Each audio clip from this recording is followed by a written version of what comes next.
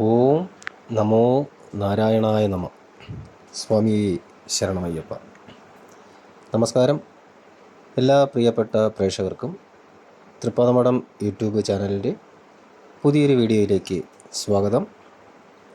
ആദ്യമായി ചാനൽ കാണുന്നവർ ചാനലൊന്ന് സബ്സ്ക്രൈബ് ചെയ്യുകയും അടുത്തുള്ള ബെൽ ബട്ടൺ ആളെന്നുള്ളത് തിരഞ്ഞെടുക്കുകയും ചെയ്യുക. കൂടാതെ വീഡിയോ കാണുന്നവർ വീഡിയോ മുഴുവനായിട്ടും കാണുവാൻ ശ്രമിക്കുക. എന്ന് പറയുന്ന വിഷയം, ഈ വരുന്ന വിഷുവിനോടുകൂടി മേടത്തിൽ ആദിത്യൻ സംക്രമണം നടത്തുകയാണ്. ഇതിൻ്റെ ഫലമായിട്ട് അനവധി ഗുണാനുഭവങ്ങൾ വന്നു ചേരുന്ന കുറച്ച് നക്ഷത്രങ്ങളാണ് ഈ വീഡിയോയിൽ പറയുന്നത്. ഏതൊക്കെ നക്ഷത്രങ്ങളെന്ന് പുറകെ പറയുന്നതാണ്. ഭാരതീയ ജ്യോതിഷ വിധിപ്രകാരം 14 ഏപ്രിൽ 2026, അതായത് 1201 ആണ്ട് മേടം 1 അന്നേ ദിവസമാണ് മേടസൂര്യ സംക്രമണം നടക്കുന്നത്. കൂടാതെ ഒരു ജാതകത്തിലെ അല്ലെങ്കിൽ ഒരു ജാതകനിലെ വ്യാഴം, ശനി, രാഹു എന്നീ ഗ്രഹങ്ങളുടെ സ്വാധീനവും ഈ ഒരു സംക്രമണത്തിൽ വളരെയധികം ഗുണഫലങ്ങൾ ഉണ്ടാക്കുന്നതാണ്. ഈ പറഞ്ഞ 3 ഗ്രഹങ്ങളുടെയും സ്വാധീനം ഇനി പറയുന്ന നക്ഷത്ര ജാതകർക്ക് അനുകൂല സ്ഥിതിയിൽ വന്നു ചേരുന്നതാണ്. മഹാവിഷ്ണു, മഹാദേവൻ, ശ്രീധർമ്മശാസ്താവ്, വിഘ്നേശ്വരൻ എന്നീ ദേവതകളുടെ അനുഗ്രഹങ്ങളും ഈ സമയം ഈ ജാതകർക്ക് ഉണ്ടാകുന്നതാണ്. ശൈവ വൈഷ്ണവ ശക്തിയും അതിൽ രൂപം കൊണ്ട മഹാശക്തിയും നിങ്ങളുടെ ജീവിതത്തിൽ അനുകൂല മാറ്റങ്ങൾ ഉണ്ടാക്കുന്നതാണ്. ഭാഗ്യവും കർമ്മഗുണങ്ങളും നിങ്ങളുടെ ജീവിതത്തിൽ വന്നു ചേരുന്ന ഒരു പ്രധാനപ്പെട്ട സമയമാണിത്. ശനിദോഷങ്ങൾ അനുഭവിക്കുന്ന ജാതകർക്കും ആശ്വാസം ഉണ്ടാക്കുന്ന ഒരു കാലഘട്ടമാണ്. ധർമ്മശാസ്താവിനെ എത്രയധികം മനസ്സിലിരുത്തി പ്രാർത്ഥിക്കുന്നുവോ അത്രയധികം ഗുണഫലങ്ങളും ഭാഗ്യവും നിങ്ങൾക്ക് വന്നു ചേരുന്നതാണ്. കൂടാതെ ഈ മേടമാസത്തിൽ ശബരിമല ദർശനം നടത്തിയാൽ ഗുണഫലങ്ങളുടെ അളവ് കൂടിയിരിക്കും എന്നൊരു കാര്യം കൂടിയുണ്ട്. ശാസ്താ ഗായത്രി ചൊല്ലുന്നത് ഏറെ ഗുണം ചെയ്യുന്നതാണ്. അങ്ങനെ ആ ശാസ്താവിൻ്റെ ഗായത്രി അറിയാത്തവർക്ക് ഞാൻ ഗായത്രി ഇവിടെ പറയാം. ഓം ഭൂതനാഥായ വിദ്മഹേ ഭവപുത്രായ ധീമഹി തന്ന ശാസ്ത്ര പ്രചോദയാത് ഓം എന്നുള്ളതാണ്. ഈ ഗായത്രിയുടെ തുടക്കവും അവസാനവും ഓം എന്ന പ്രണവം ചേർത്ത് തന്നെ ചൊല്ലുക. പ്രണവം എന്നുള്ളത് ഓമാണ്. ഓക്കെ. മേട രവി സംക്രമണത്തിൻ്റെ ഫലമായിട്ട് ഗുണഫലങ്ങൾ വന്നു ചേരുന്ന നക്ഷത്രങ്ങൾ ഏതൊക്കെ എന്നുള്ളതാണ് ഇനി നോക്കുന്നത്. ഇതിനകത്ത് ശാസ്താവിൻ്റെ ഗായത്രി അല്ലാതെ ശങ്കരനാരായണ ഗായത്രി ചൊല്ലാം. ശങ്കരനാരായണായ വിദ്മഹേ നാരായണായ ധീമഹി തന്ന പുരുഷ പ്രചോദയാത് എന്നുള്ളതാണ് ശങ്കരനാരായണ ഗായത്രി വരുന്നത്. അത് ചൊല്ലുന്നുള്ളവർക്ക് അങ്ങനെ ചൊല്ലാം. അതല്ലാതെ ശനീശ്വരൻ്റെ ഗായത്രി ചൊല്ലണം എന്നുണ്ടെങ്കിൽ ശനീശ്വര ഗായത്രിയും ചൊല്ലാം. ഈ സമയത്ത് ഇത് 3 ഉപയോഗിക്കുന്നത് നല്ലതാണ്. ശനീശ്വര ഗായത്രി വരുമ്പോൾ ഓം സൂര്യപുത്രായ വിദ്മഹേ ശനൈശ്വരായ ധീമഹി തന്നോ മന്ദ പ്രചോദയാത് എന്ന രീതിയിലാണ് വരുന്നത്. അപ്പോൾ ഈ 3 ഗായത്രികളും നോട്ട് ചെയ്ത് വയ്ക്കുക. അപ്പോൾ നക്ഷത്രങ്ങൾ ഏതൊക്കെയെന്ന് നോക്കാം. ആദ്യത്തേത് അശ്വതി നക്ഷത്രമാണ്. അശ്വതി നക്ഷത്ര ജാതകരെ സംബന്ധിച്ച് ഉച്ചസ്ഥിതനായ ആദിത്യൻ സ്വരാശിയിൽ എത്തുന്നത് മൂലം ഭാഗ്യവും ആത്മവിശ്വാസവും കൂടി നിൽക്കുന്ന ഒരു സമയമാണ്.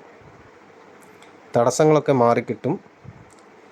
ഏതെങ്കിലും പ്രവർത്തനങ്ങളൊക്കെ മുടക്കത്തിൽ നിൽക്കുന്നതാണെങ്കിൽ അങ്ങനെയുള്ള പ്രവർത്തനങ്ങളും മറ്റ് വ്യാപാരപരമായിട്ടുള്ള കാര്യങ്ങളും അല്ലെങ്കിൽ രേഖാപരമായിട്ടുള്ള കാര്യങ്ങൾ അതൊക്കെ തടസ്സത്തിൽ നിൽക്കുന്നതൊക്കെ ആ തടസ്സങ്ങളൊക്കെ നീങ്ങി ശരിയായ രീതിയിൽ നടത്തിയെടുക്കുവാൻ സാധിക്കുന്ന ഒരു കാലമാണ്. കുടുംബസ്വത്ത് അനുഭവിക്കുവാനുള്ള യോഗം വന്നു ചേരും. ഭൂമി സംബന്ധമായിട്ടുള്ള പ്രശ്നങ്ങൾക്ക് പരിഹാരം കാണുവാൻ സാധിക്കും. ഭൂമിയിൽ നിൽക്കുന്ന തർക്കങ്ങൾ അല്ലെങ്കിൽ കോടതിപരമായിട്ടുള്ള വ്യവഹാരങ്ങൾ അങ്ങനെയൊക്കെയുള്ള കാര്യങ്ങളിൽ നിന്ന് അതൊക്കെ മാറ്റിയെടുത്ത് അനുകൂലമായിട്ടുള്ള സാഹചര്യങ്ങൾ ഉണ്ടാക്കുവാൻ സാധിക്കും. ചെയ്യുന്ന തൊഴിലിൽ അഭിവൃദ്ധി ഉണ്ടാകും. കാര്യങ്ങൾ നടത്തിയെടുക്കുവാനുള്ള ആത്മവിശ്വാസവും ധൈര്യവും അശ്വതി നക്ഷത്ര ജാതകർക്ക് വന്നു ചേരുമെന്നുള്ളതാണ്. തുടർന്ന് വരുന്നത് ഭരണി നക്ഷത്രമാണ്. ഈ ഭരണി നക്ഷത്ര ജാതകർക്കും പ്രധാനമായിട്ടും വിദ്യാവിജയവും സാമ്പത്തിക പുരോഗതിയുമാണ് എടുത്തു പറയേണ്ട 2 ഗുണഫലങ്ങളെന്ന് പറയുന്നത്. കൂടാതെ പുതിയ തൊഴിലവസരങ്ങൾ നിങ്ങളിലേക്ക് വന്നു ചേരും. പുതിയ വ്യവസായ സംരംഭങ്ങൾ തുറന്നു പ്രവർത്തിക്കുവാൻ കഴിയും. വാഹന ലബ്ധിയും ആഘോഷ കാര്യങ്ങളിലൊക്കെ ഇടപെടാനുള്ള സാഹചര്യങ്ങളൊക്കെ ഉണ്ടാവും. കുടുംബത്തിൽ ശാന്തി, സമാധാനം എന്നിവ നിലനിർത്തി കൊണ്ടുപോകുവാനൊക്കെ സാധിക്കും. അടുത്തതായിട്ട് രോഹിണി നക്ഷത്രമാണ്. രോഹിണി നക്ഷത്ര ജാതകർക്ക് പല രീതിയിലും അംഗീകാരങ്ങൾ ലഭിക്കുന്ന ഒരു സമയം. തൊഴിൽപരമായിട്ടുള്ള അംഗീകാരങ്ങളും പ്രതീക്ഷിക്കാം.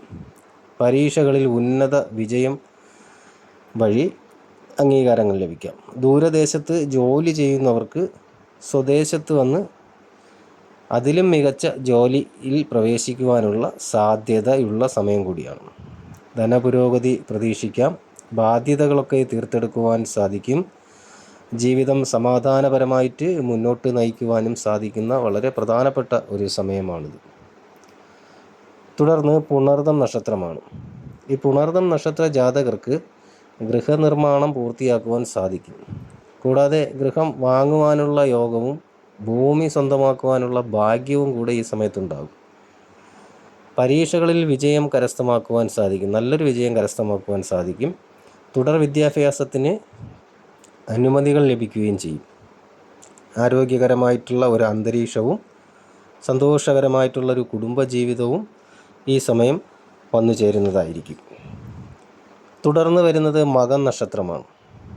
മകം നക്ഷത്ര ജാതകർക്ക് ഏത് രംഗങ്ങളിലും അല്ലെങ്കിൽ ഏത് തലങ്ങളിലായാലും വിജയം ഉറപ്പാക്കാവുന്ന ഒരു സമയമാണ്.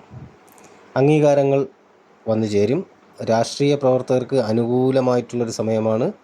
എല്ലാ ദോഷങ്ങളും ശത്രുതകളും ഒക്കെ വിട്ടുമാറുന്നതാണ്.